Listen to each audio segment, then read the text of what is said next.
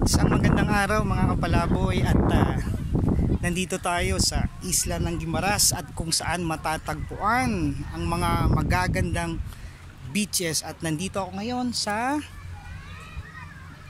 Tatlong Pulo. Ayan o. Ayan o.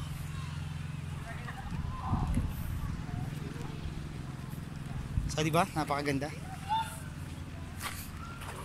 napakalinaw ng dagat at ayan. So ano pang hinihintay nyo? Nakabakasyon na bang lahat? At bibigyan ko kayo ng direksyon kung paano makapunta dito sa Tatlong Pulo.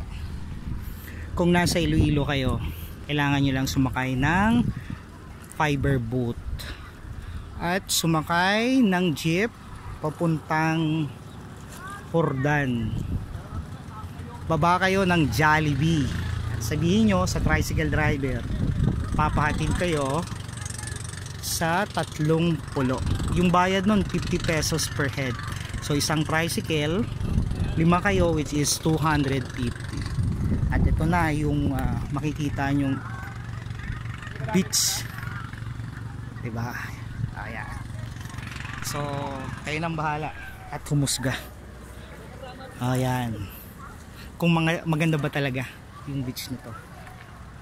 Ayan. So ano pang hinihintay nyo mga kapalaboy? So I encourage you to visit this place, Tatlong Pulo, matatagpuan sa municipality ng Hordan. So tayo na, tuklasin natin ang ganda ng Guimaras.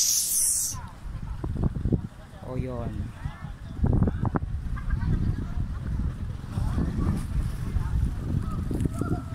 Yan, yung entrance pala dito mura lang, 50 pesos din. So pwede kang tumoy dyan sa kabilang isla na yan kung low tide. Anong nakaraan tumoy ako dyan at meron akong vlog together with my wife. So yan, diba? Napakaganda ng beach.